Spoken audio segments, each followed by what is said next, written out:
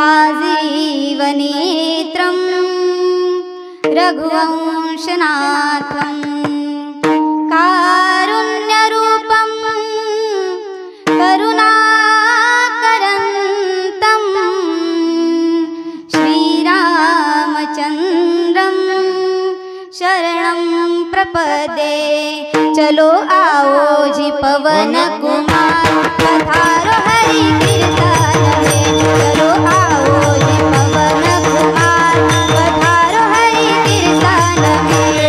राम जी को लाना संग लखन जी को लाना, आओ जी पवन कुमार पधारो हरि कीर्तन में।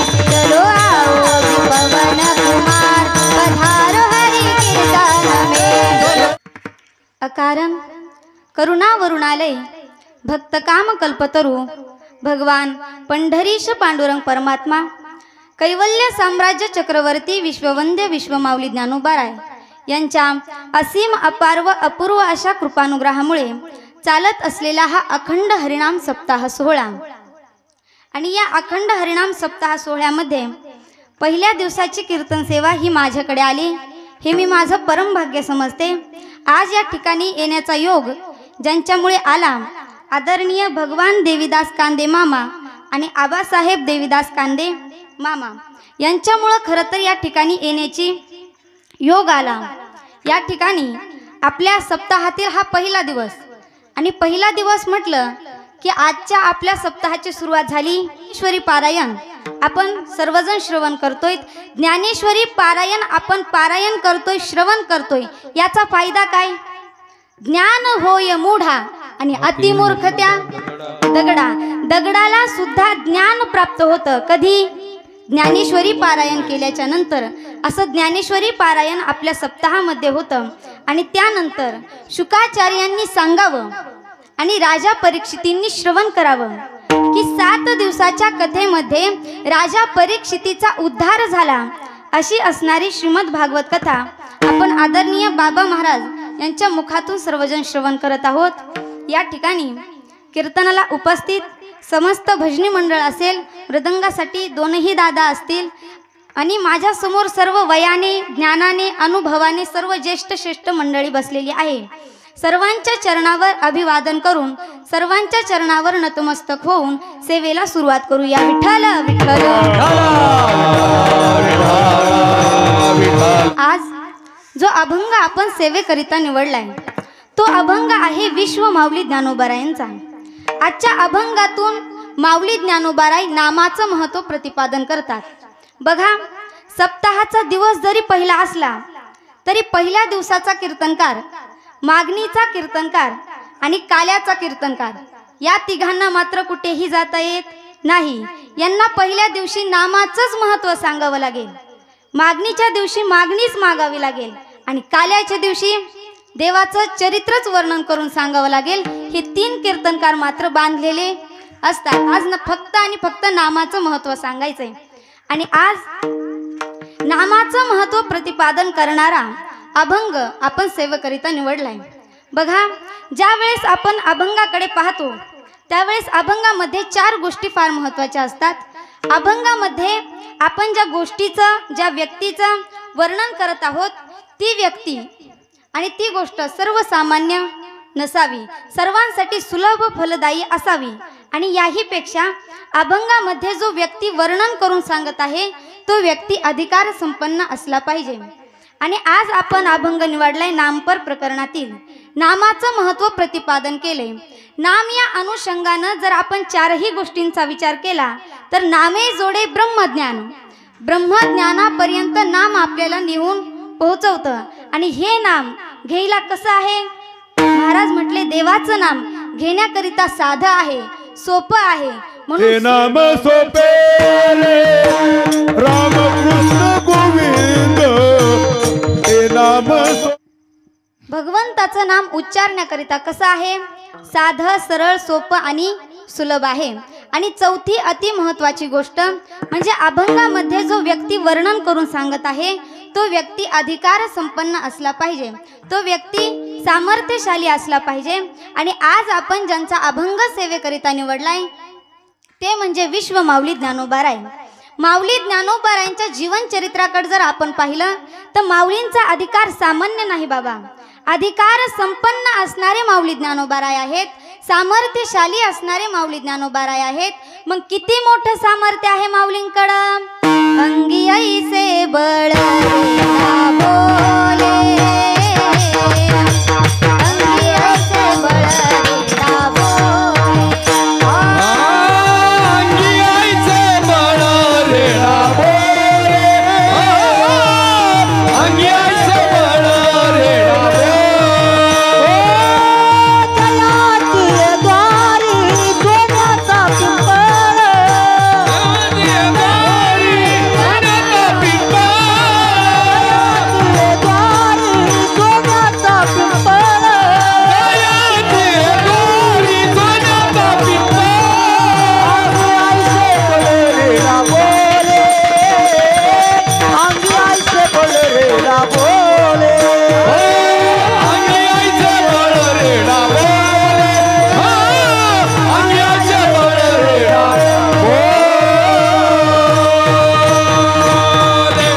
सोन्याचा पिंपळ अंगी ऐसे बळ रेडा बोले.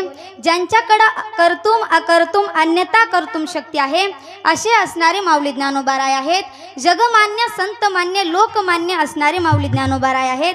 बघा, एखाद्या व्यक्तीला तालुक्यामध्ये मान असतो, एखाद्याला जिल्ह्यामध्ये मान असतो, एखाद्या व्यक्तीला राज्यामध्ये मानलं जातं, जास्तीत जास्त एखाद्या व्यक्तीला देशामध्ये मानलं जातं. परंतु माऊली ज्ञानोबारायांना विश्व मान्यता आहे. बघा, माऊली ज्ञानोबारायांनी 750 वर्षापूर्वी ज्ञानेश्वरी लिहिली. आज सुद्धा माऊली ज्ञानोबारायांची ज्ञानेश्वरी, माऊली ज्ञानोबारायांचं वाङ्मय आज सुद्धा टवटवीत आहे. संस्कृताच्या गाठी उघडोनी ज्ञानदृष्टी केलीसी मराठी गीता देवी. 750 वर्ष झालं माऊली ज्ञानोबारायांनी ज्ञानेश्वरी निर्माण करून ठेवली, तरी सुद्धा ती आज टवटवीत आहे. बघा, आपण आज वाचलेला न्यूजपेपर उद्या वाचतोत का? बोला ना. आज वाचलेला न्यूजपेपर आपण उद्या वाचतोत का? उद्या तो न्यूजपेपर रद्दीमध्ये जमा होतो. परंतु आपल्या वारकरी संप्रदायातील आपण कोणतंही भजन घ्या, कोणतंही कीर्तन घ्या, प्रत्येक कीर्तनाची सुरुवात आणि प्रत्येक भजनाची सुरुवात फक्त आणि फक्त 2 अभंगाने होते. कोणते अभंग 2? सुंदर ते ध्यान आणि रूप पाहता लोचनी. प्रत्येक भजनाची सुरुवात सुंदर ते ध्यान आणि रूप पाहता लोचनी. कीर्तनाची सुरुवात त्या 2च अभंगाने होते. मग तुमच्यापैकी उठून उभा राहून असं कोणी म्हटलं का, हे 2 अभंग ऐकून आम्हाला जरा कंटाळा आलाय, हे अभंग बदला, असं कोणी म्हटलं का? हो, नाही म्हटलं. का? कारण तुकोबाराय म्हणतात हे जे आमचे अभंग आहेत ना, हे अभंग नाहीत, तर आमच्या या अभंगामध्ये, या अक्षरामध्ये साक्षात जगाचा मालक दडलेला आहे. एका एका अक्षरात आहे माझा रमाकांत. तुकोबाराय म्हटले हे अभंग म्हणजे सामान्य नाहीत. माऊली पुढे जाऊन सांगतात, माऊली म्हटले ती अक्षरे नव्हती देखा, ब्रह्म साम्राज्य दीपिका, अर्जुना लागी चितकळिका, उजळली या श्रीकृष्णे. माऊली म्हटले ही अक्षर सामान्य नाहीत. हे अक्षर जे आहेत का, स्वतः परब्रह्म त्या अक्षरांमध्ये येऊन विसावलेला आहे. आणि असे अभंग, अशी ज्ञानेश्वरी माऊली ज्ञानोबारायांनी या जगाला दिली. उगीच जग माऊली ज्ञानोबारायांना आई म्हणत नाही. मा म्हणजे मानवता, उ म्हणजे उदारता आणि ली म्हणजे लीनता. या 3ही गोष्टी ज्यांच्यामध्ये आहेत त्यांना माऊली म्हणावं. बघा, आपण माऊलींना आई म्हणतो याच्यात नवल नाही. वेदांनी सुद्धा सांगावं माऊली ज्ञानोबाराय आमची आई आहे. वेदशास्त्र देती ग्वाही म्हणती ज्ञानाबाई आई. वेदांनी सांगावं ज्ञानोबाराय आमचे आहेत. त्यानंतर साधक सुद्धा म्हटले, काय म्हटले? साधकांचा माय बाप दरुशने हरे ताप, सर्वाभूती सुखरूप ज्ञानोबा माझा. अनाथांनी सुद्धा छाती ठोकपणे सांगावं की माऊली ज्ञानोबाराय आमची आई आहे. माऊलींना अनाथ सुद्धा म्हणू लागले, माऊली ज्ञानोबाराय आमची आहे. योग्यांनी सांगावं माऊली आमची आई आहे. वेदांनी सांगावं, अनाथांनी सांगावं माऊली ज्ञानोबाराय आमची आहेत. मग मला सांगा, वेदांनी, साधकांनी आणि अनाथांनी माऊलींना आई का म्हटलं असेल? उगीच कोणी कोणाला आई म्हणेल का? हो, बोला ना. उगीचच कोणी कोणाला आई म्हणेल का? नाही म्हणणार. काहीतरी कारण असलं पाहिजे. तर माऊली ज्ञानोबारायांनी या जगामध्ये जीवन जगणाऱ्या प्रत्येक व्यक्तीवर उपकार करून ठेवलेला आहे. माऊली ज्ञानोबारायांनी वेदशास्त्र संपन्न असणाऱ्यांकरिता अमृतानुभव नावाचा ग्रंथ लिहून ठेवला. साधकांकरिता माऊली ज्ञानोबारायांनी ग्रंथराज ग्रंथश्रेष्ठ ज्ञानेश्वरी निर्माण करून ठेवली. योग्यांकरिता चांगदेव पासष्टी निर्माण करून ठेवली. आणि तुमच्या आमच्यासारख्या अनाथांकरिता माऊली ज्ञानोबारायांनी हरिपाठ नावाचा ग्रंथ निर्माण करून ठेवला. त्याच हरिपाठ नावाच्या ग्रंथातील 10व्या क्रमांकाचा अभंग आजच्या सेवेकरिता निवडलाय. विठ्ठल विठ्ठल. आजच्या अभंगातून माऊली ज्ञानोबाराय सांगतात, त्रिवेणी संगमी नाना तीर्थे भ्रमी. माऊली म्हटले, या जीवनामध्ये जीवन जगत असताना आपल्याला मानव देह मिळालेला आहे. आणि मानव देह मिळाल्याच्या नंतर या मानव देहाला सार्थकता प्राप्त करून देण्याकरिता आपल्याला अनेको साधनं करायची आहेत. परंतु हे अनेको साधनं करत असताना तीर्थयात्रा नावाचं एक साधन आहे. आणि हे साधन माऊली म्हटले प्रत्येकानं केलं पाहिजे. तुकोबाराय म्हटले, जव हे सकळ सिद्ध आहे, हात चालावया पाय, तव तू आपुले स्वहित पाहे, तीर्थयात्रे जाय चुकू नको. तुकोबाराय म्हटले, जोपर्यंत हात चांगले आहेत, जोपर्यंत चालण्याकरिता पाय चांगले आहेत, ऐकण्याकरिता कान चांगले आहेत आणि पाहण्याकरिता डोळे चांगले आहेत, तोपर्यंत तीर्थयात्रे जाय चुकू नको. मग तुकोबाराय, तुम्ही म्हणता तीर्थयात्रेला जा, मग कोणत्या तीर्थयात्रेला जा? माऊली म्हटले, त्रिवेणी संगमी, त्रिवेणी संगमाला जा. मग त्रिवेणी संगम म्हणजे काय हो? बोला. त्रिवेणी संगम म्हणजे काय? तर जगाला पावन करणाऱ्या 3 नद्या, त्या 3 नद्या ज्या ठिकाणी येतात, गंगा, यमुना आणि सरस्वती, या 3 नद्या ज्या ठिकाणी येतात त्याला त्रिवेणी संगम असं म्हटलं जातं. मग फक्त त्रिवेणी संगमाला जा का माऊली? माऊली म्हटले नाही, नाना तीर्थे भ्रमी. माऊली म्हटले, नाना तीर्थे भ्रमी. आपल्या भारत देशामध्ये अनेक प्रकारचे तीर्थ आहेत आणि त्या सर्व तीर्थयात्रांना तुम्ही जा. 12 ज्योतिर्लिंग आहेत, 7 मोक्षपुऱ्या आहेत, 4 धाम आहेत. हे सर्व तीर्थयात्रा तुम्ही करा. आणि आपल्या महाराष्ट्राचं सौभाग्य एवढं मोठं आहे की 5 ज्योतिर्लिंग हे आपल्या महाराष्ट्रात आहेत. आणि त्याहीपेक्षा आपलं सौभाग्य त्याहीपेक्षा जास्त आहे, कारण परळी वैजनाथ आपल्याला या ठिकाणी जवळ आहे. तर मग 12 ज्योतिर्लिंग, 7 मोक्षपुऱ्या आणि 4 धाम हे सर्व तीर्थयात्रा करा. परंतु तीर्थयात्रा करा असं ज्यावेळेस माऊली सांगत होते त्यावेळेस माऊलींनी खाली अंडरलाईन केली, माऊलींनी खाली अधोरेखित केलं. माऊली म्हटले, तुम्ही तीर्थयात्रेला जा, पण ही तीर्थयात्रा करत असताना जर तुमच्या मुखामध्ये नामस्मरण नसेल तर ते सर्व व्यर्थ आहे.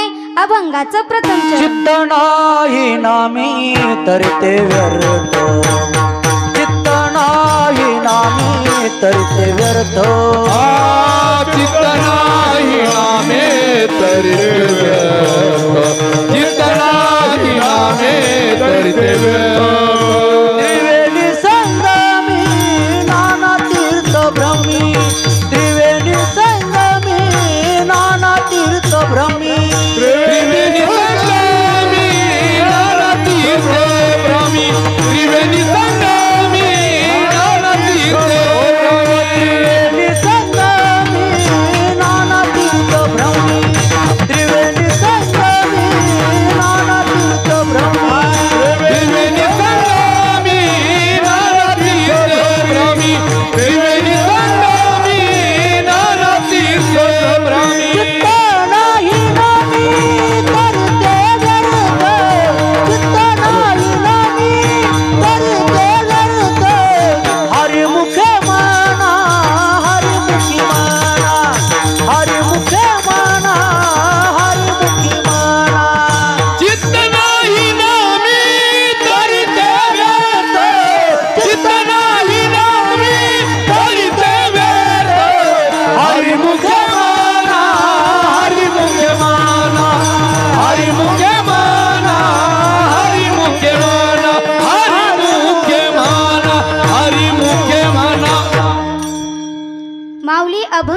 प्रथम चरणात सांगतात त्रिवेणी संगमी नाना तीर्थे भ्रमी आणि चित्त नाही नामी तरी ते व्यर्थ. माऊली ज्ञानोबाराय म्हटले जगातील प्रत्येक तीर्थाला तुम्ही जा, परंतु ती तीर्थयात्रा करत असताना जर तुमच्या मुखामध्ये नामस्मरण नसेल, चित्त नाही नामी तरी ते व्यर्थ, जर तुमच्या चित्तामध्ये नामस्मरण नसेल तर ते सर्व व्यर्थ आहे. मग काही साधकांनी प्रश्न विचारला, माऊली तुम्ही म्हणता तीर्थयात्रा व्यर्थ आहे, जर आमच्या चित्तामध्ये नामस्मरण नसेल तर मग तीर्थयात्रा एवढी श्रेष्ठ आहे का? नामस्मरणापेक्षा तीर्थयात्रा श्रेष्ठ आहे का? मग ज्या अर्थी माऊली म्हणतात तीर्थयात्रा व्यर्थ आहे जर नामस्मरण नाही केलं, तर त्या अर्थी नामस्मरणामध्ये एवढी ताकद आहे की तीर्थयात्राचे फळ देण्याची ताकद ही नामस्मरणामध्ये आहे. बघा, नामस्मरण हे एक असं साधन आहे, हे एक असं साधन आहे की सर्व साधनांची फल प्राप्ती करून देण्याची ताकद ही नामस्मरणामध्ये आहे. साधू संत सांगतात, बाबांनो तुम्हाला तपश्चर्या नाही घडली तरी चालेल, पण नामस्मरण घडलं पाहिजे का? कारण तपश्चर्याचं फळ प्राप्ती करून देण्याची ताकद ही नामस्मरणामध्ये आहे. महाराज म्हटले तुम्हाला योग साधना नाही घडली, उपवास नाही घडले तरी चालतील, परंतु नामस्मरण घडलं पाहिजे का? कारण नामस्मरणामध्ये फल प्राप्ती करून देण्याची ताकद आहे. मग तीर्थयात्रा श्रेष्ठ की नामस्मरण श्रेष्ठ? बरोबर, तीर्थयात्रा श्रेष्ठ की नामस्मरण श्रेष्ठ?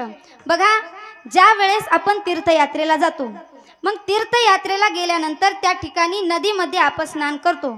आपल्या हिंदू धर्मामध्ये सर्वात पवित्र नदी जर कोणती असेल तर ती गंगा नदी आहे. बरोबर, गंगा नदी ही आपल्या हिंदू धर्मातील पवित्र नदी आहे. मग गंगा नदीमध्ये स्नान केल्याच्या नंतर गंगा नदी काय करते?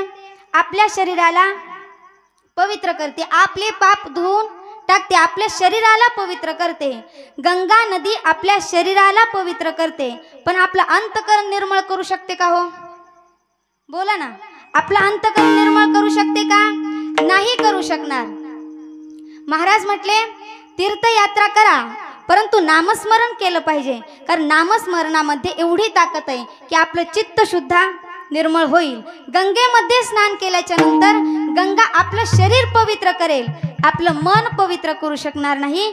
आणि महाराज म्हटले जर मन पवित्र करायचं असेल ना, चित्त पवित्र करायचं असेल ना, तर तुम्हाला गंगेमध्ये स्नान करावं लागेल.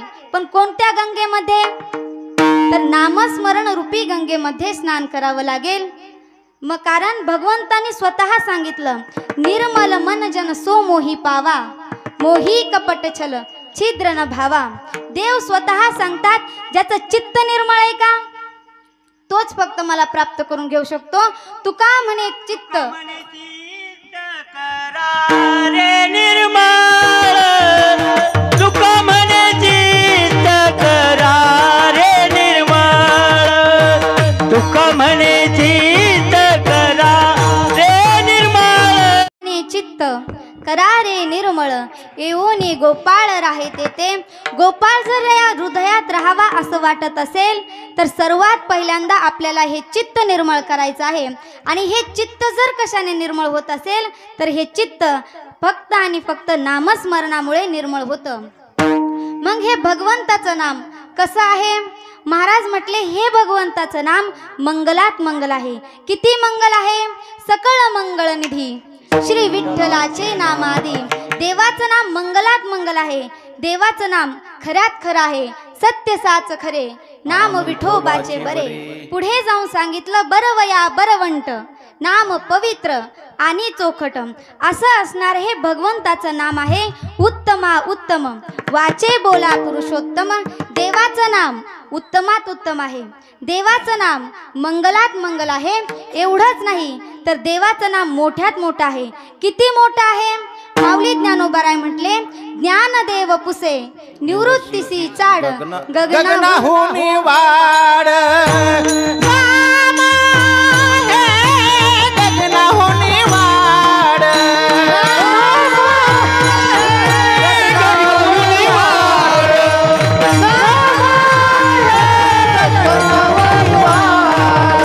ज्ञानदेव पुसे निवृत्ती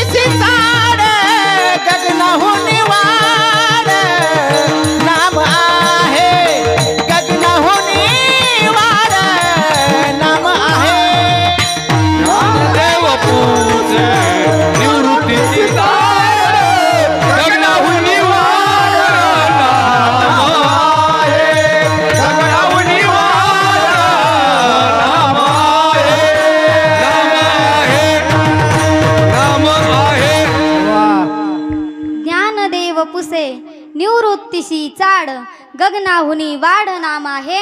गगनापेक्षाही भगवंताचं नाम मोठं आहे. आणि फक्त देवाचं नाम मोठं नाही तर देवाचं नाम हे अमृतापेक्षाही गोड आहे. अमृताहुनी गोड नाम तुझे देवा मन माझे केशवा काबाने गे. अमृतापेक्षाही देवाचं नाम हे गोड आहे. मग हे देवाचं नाम आपण घेतो का? आपल्याला प्रश्न पडला असेल, देवाचं नाम गोड आहे, मंगलात मंगल आहे, मग हे देवाचं नाम किती दिवस घ्यायचं आणि कसं घ्यायचं? तर ज्या वेळेस आपण संतांकडे पाहू तर संतांची आवड नामस्मरणाविषयी वेगळीच आहे.